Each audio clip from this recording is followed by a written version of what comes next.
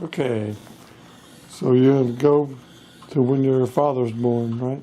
And your family. My father, Charles Gray McCraw, was born September 13th, 1900. I can't tell you his father's name now, but we ought to be able to get it from the records. His birth records will tell you who his father and mother was. His mother was Callie McCraw. I don't know what her middle name was, but she was an Indian.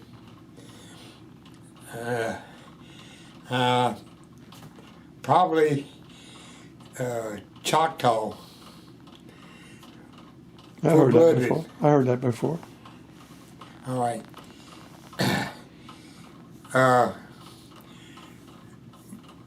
My father was the oldest of 11, I think, because for a long time they said he was the oldest of 12, but come to find out, one of my aunts was really my cousin. The youngest was really my cousin instead of an aunt. And she didn't find out about it until she was, I don't know. How'd she find that out? Somebody told her, I guess. All right.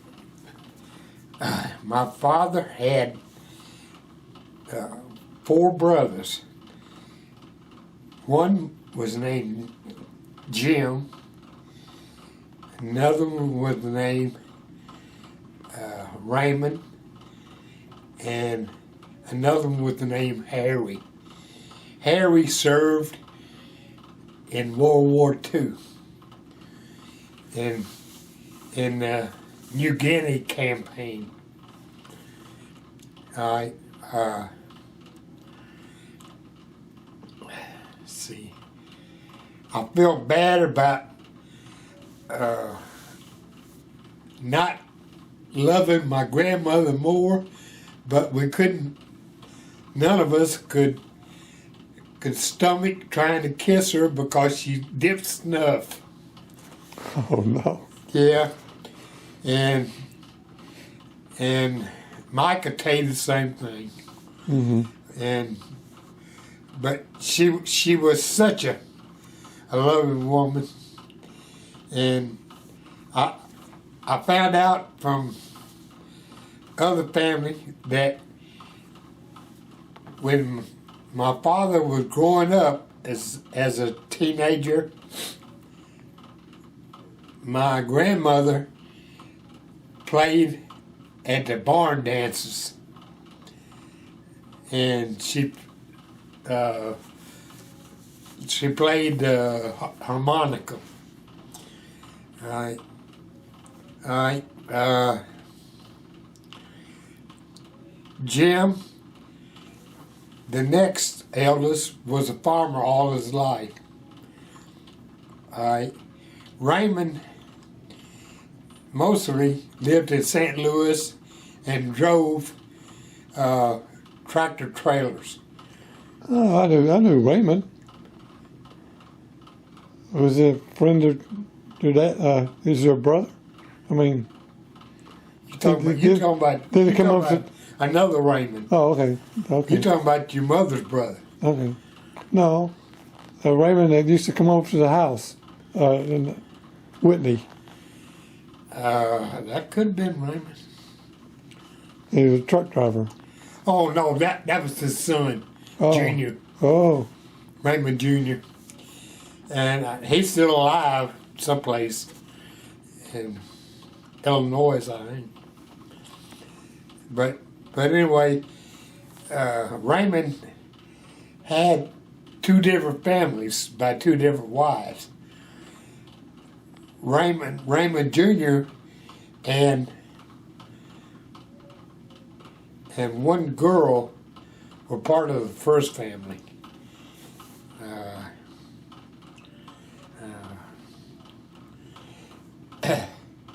And in the second family, there was at least 3 boys and 1 girl. All right, that's Jim and Raymond. Jim never had any children, but he had 2 wives. And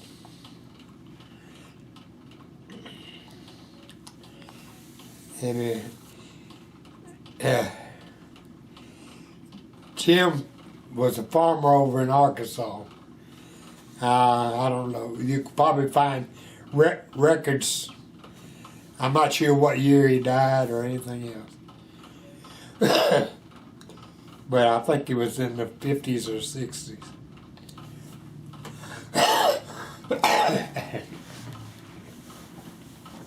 All right.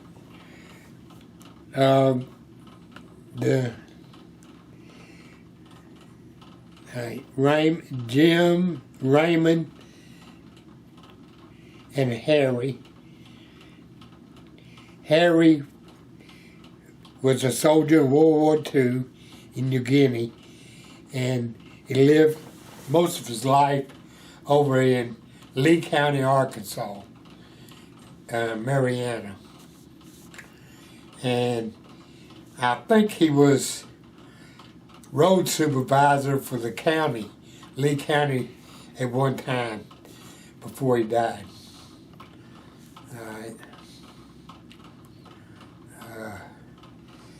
All right, and then we got the sisters. All right. One of them was named Louise, and she married a Harris, and they lived in let's see, he was a farmer, and he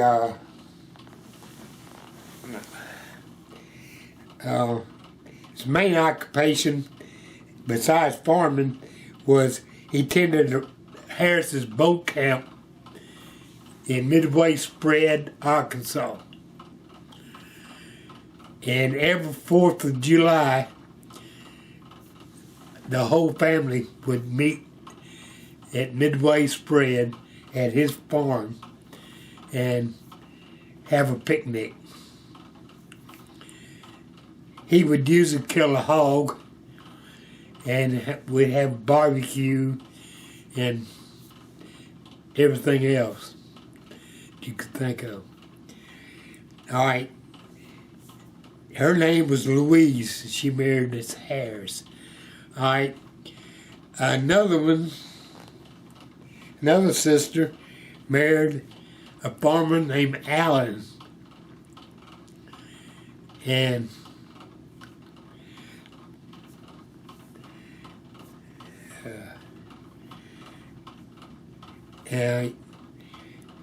and they had, let's see, 3 boys and 1 girl. Right? The oldest boy was named Garland.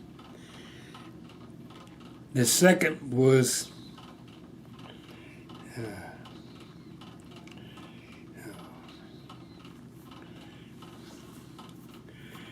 this ain't working too good, is it? Yeah, it is. Because you knew these people. You went to the barbecues and Oh, sure. Sam and Oh, and Mike and back when I got my first teaching job was in Mariana, and I used to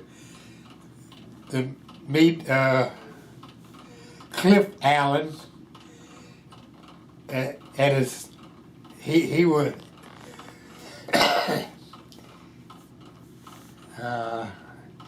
He was something to do with the agricultural department of the county, and he was farming on the side. All right, I can remember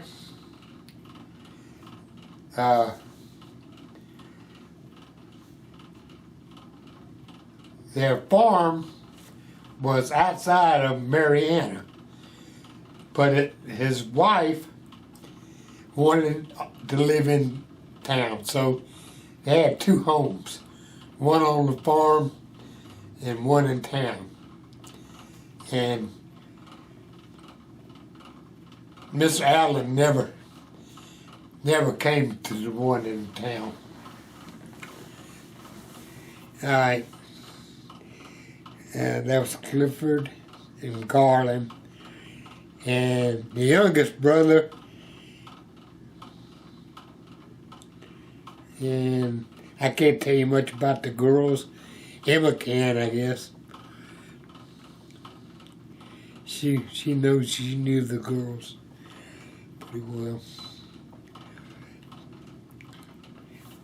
All right. That takes care of the one that married Alan. All right. Eva was one of the daughters, and she died early. She had 2 girls and 1 son. And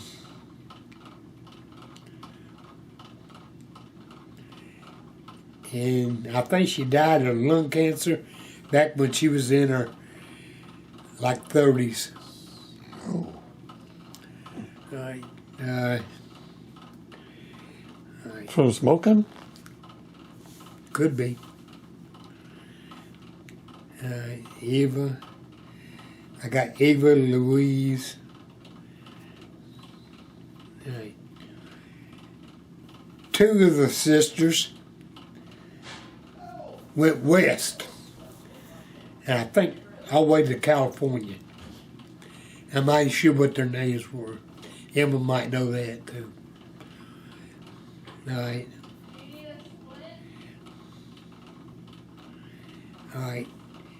And the aunt that I found out later to be my cousin was Eunice. And Eunice married a Navy captain.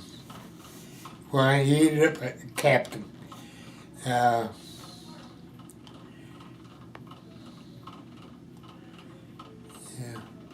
He went pretty far in the Navy. They got married in Key West. When Eunice was living in Key West, and I think her husband, his name was Cal or something. Anyway,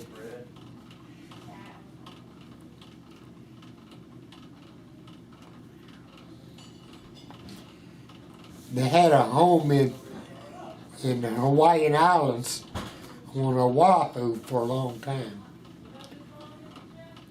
I sure do. You do? I can play it. You can play it. Okay.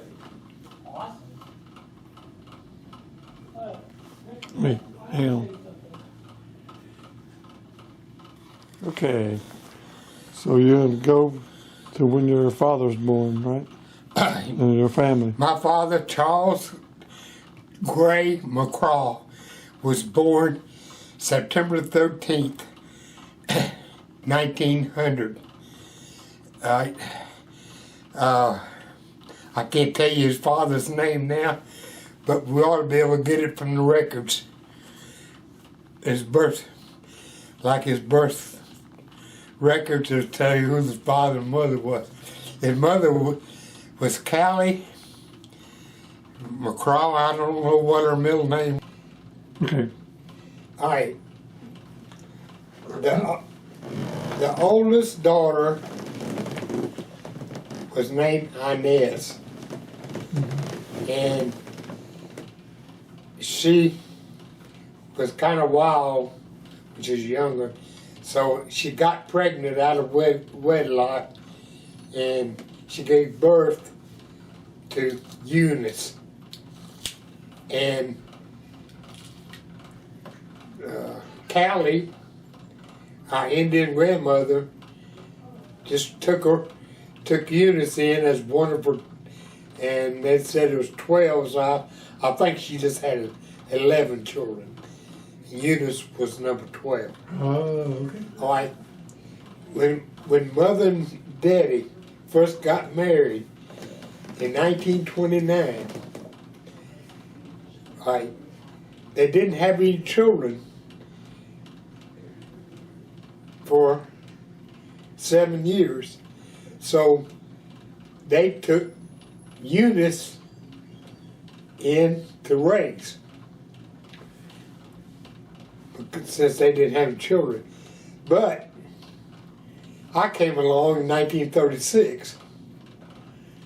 So Eunice she went back to her grandmother, to Cali.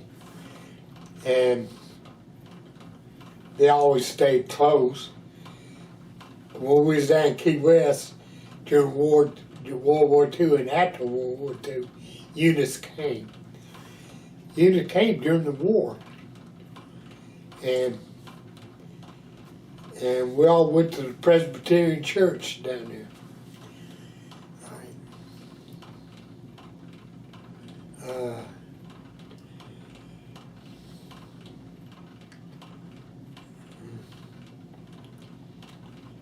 So, the sisters, Louise married Harris, and can't think of what her name was, but she married Alan, and then there was Inez and Eva, 1, 2, and 2 of them went west. That's 5.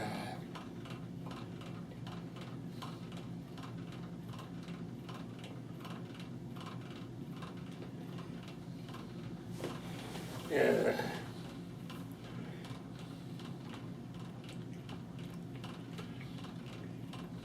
It's okay if you can't remember because I can edit it. So, Yeah. so take your time. Emma can fill in. Cause she was really good at that.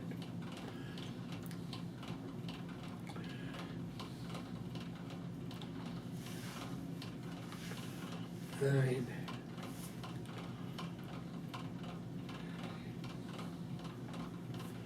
All right.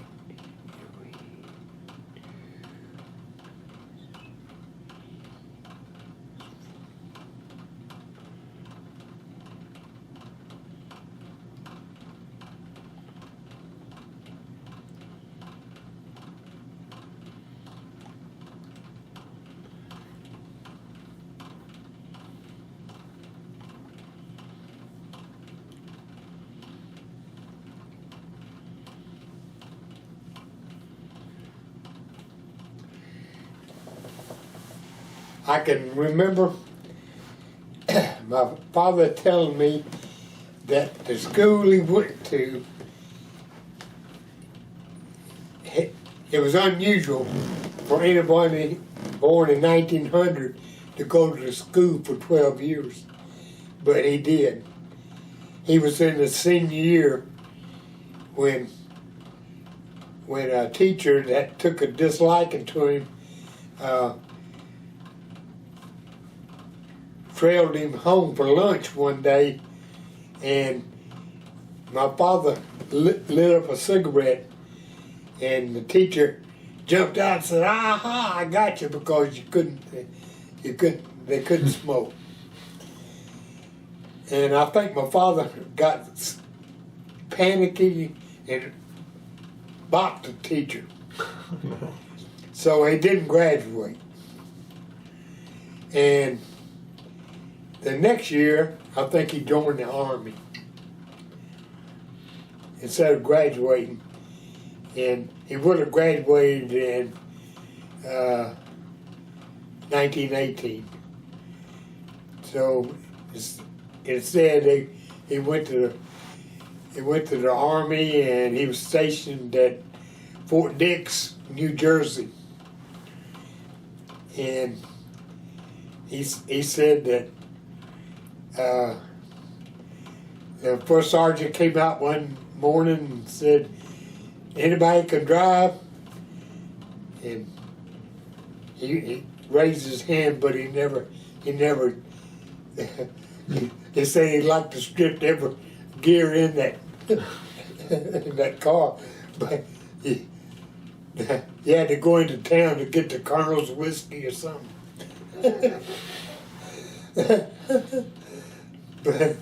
but he said that he got it in town and back.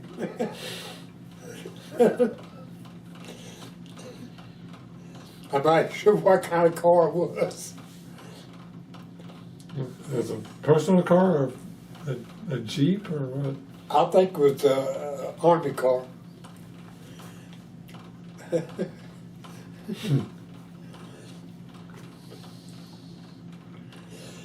Yeah, in 1918, there was quite a few cars around. It was or wasn't? Was. Yeah, especially in the Army. I don't think the Jeep had been invented yet.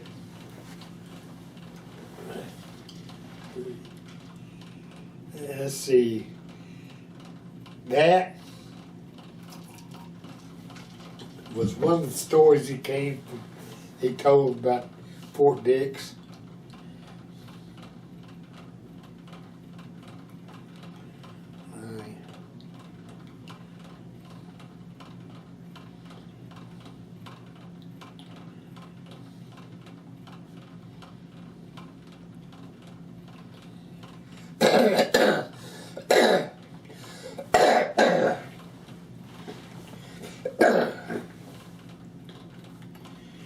All right, we'll go to your grandmother.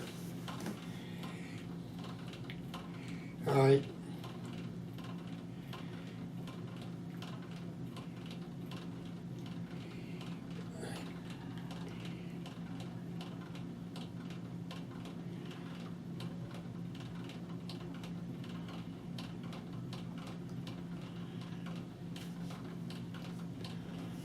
Let's see. Trying to think what her name was.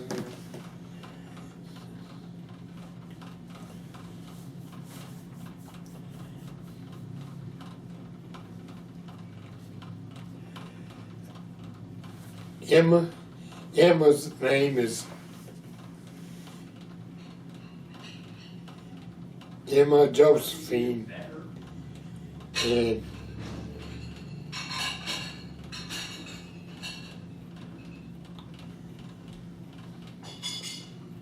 Elizabeth was Elizabeth Ann,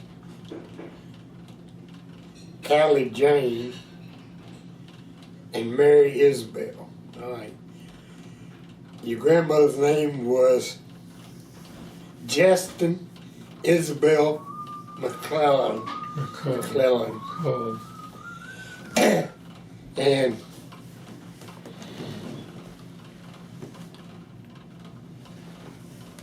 all right.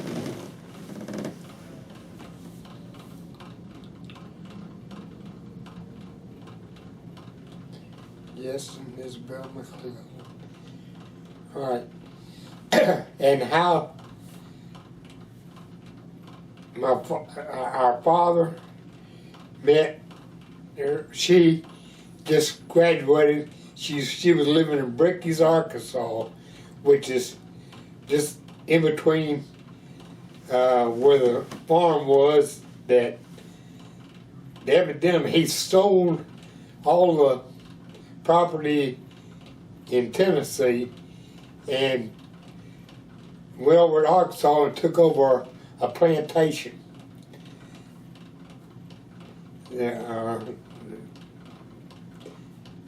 I really don't know. All I know is he died before I was ever born. Who is that? My grandfather. Oh, your grandfather. Yeah, my grandfather. He died before I was born. And like I say, he's buried over in Horseshoe. Anyway, she graduated from teaching college at Arkansas, University of Arkansas. and she came back and got a job teaching on the plantation property that our father was helping his father get together. Now, our father came to Memphis and became a plumber, but during this depression, he went to Arkansas to help his father get this plantation going, and that's where he met Isabel. All right. So after they got married, like I say, they didn't have any children for a long time, but he went to Temple County, Mississippi, and worked for the Works Progress Administration, WPA. His job, he was a plumber, his job was to put bathrooms in all the schoolhouses.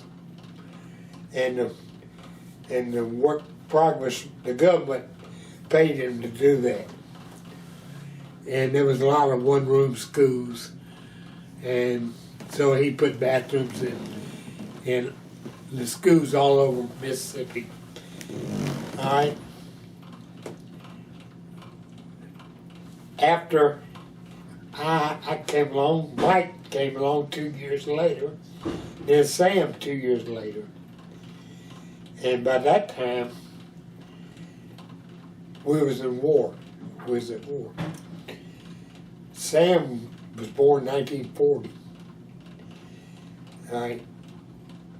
And the war actually started December 7th, 1941. All right. So, on December the, all right, so he was working in Memphis as a plumber, but materials was hard to get, and he was having a hard time scratching out a living.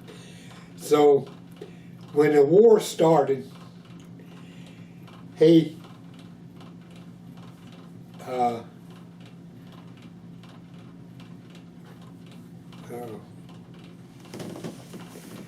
became a government employee again, and his first job was in Key West, Florida. And I'm not sure exactly what he did, but I guess he worked on the naval base. It was a submarine base in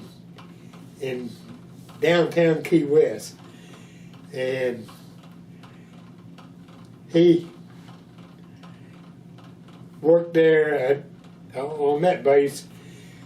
Well, I started school there in 1942. In September. In September of 42, I started school there. And halfway through the first year,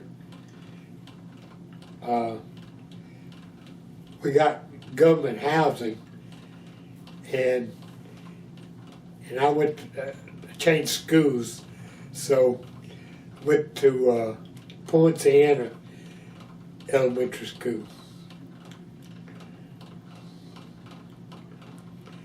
All right. Emma was born in 1942, so I kind of helped out with pushing her buggy and stuff like that. Elizabeth was born in 1944. While Emma was born while we lived in an apartment downtown, and Elizabeth was born after we became part of the government housing. It was kind of a funny concept, but it was a duplex, flat roofed, with 3 bedrooms on each in each duplex. And yeah.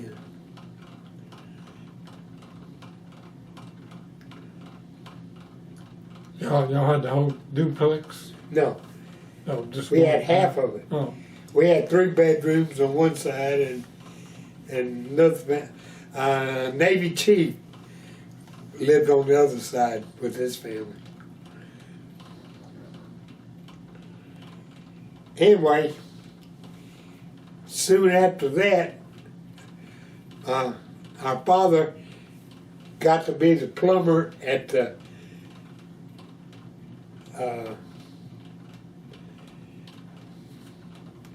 Naval Hospital, which was on the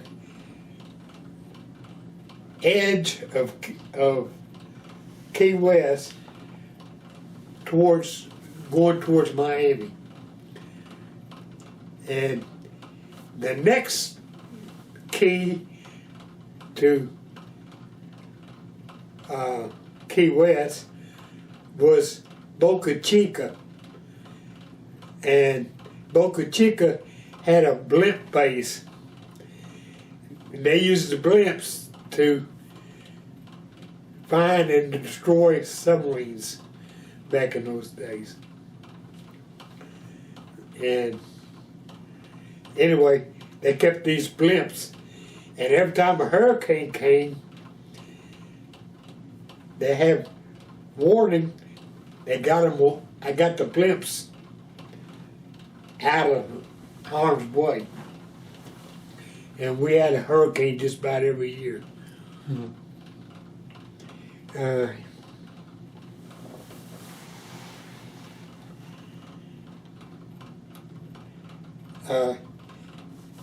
Sometimes when once or twice they asked us to, during the hurricane, to go to someplace to a safer area or something. And our water came from the mainland. It was a water line all the way down 160 miles down to Key West. And this water line. So in case the water line got broke during the hurricane, we always filled our bathtubs full of water so we'd have something to drink. oh. Sometime either during the war or right after, polio became prevalent every year. And I got sick, but I don't think I ever got a full-blown case of polio. So I never,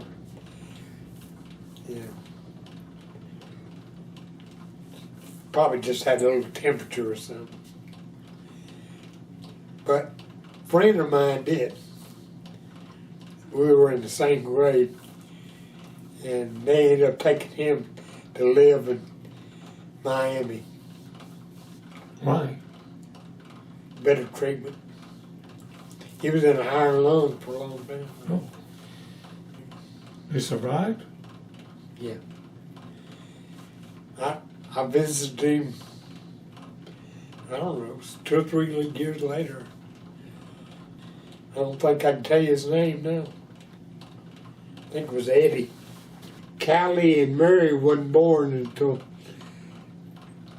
after we got back to Memphis.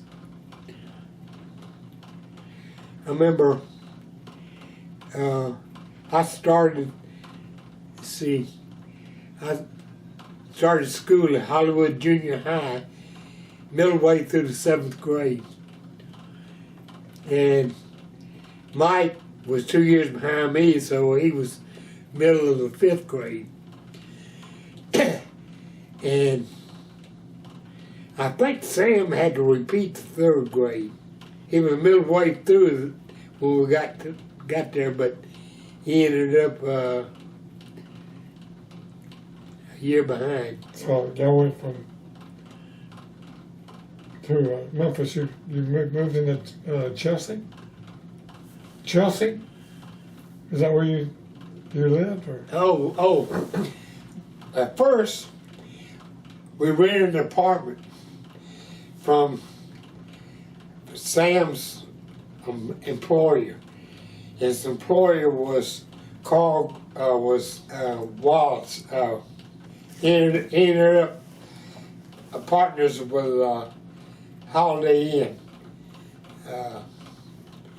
Anyway, he had his own building company, and I think he owned all the companies that put a house together. He owned the carpenters, the plumbers, and everybody else. Who was this? Wallace Johnson. So who was it? Whose boss was it?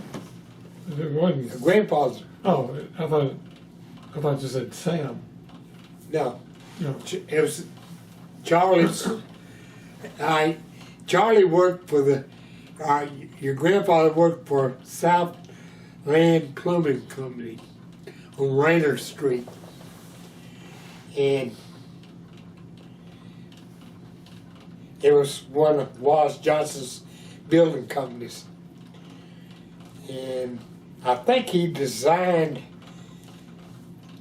the layouts for the plumbing in just about all of them.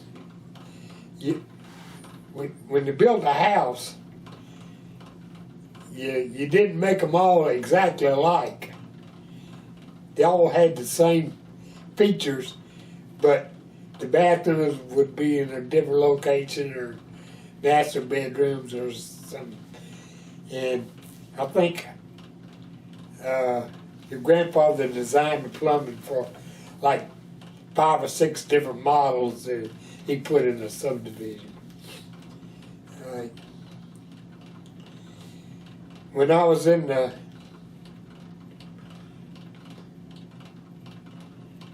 I don't know, 8th or 9th grade, I used to work for him during the summers, learning to be a plumber.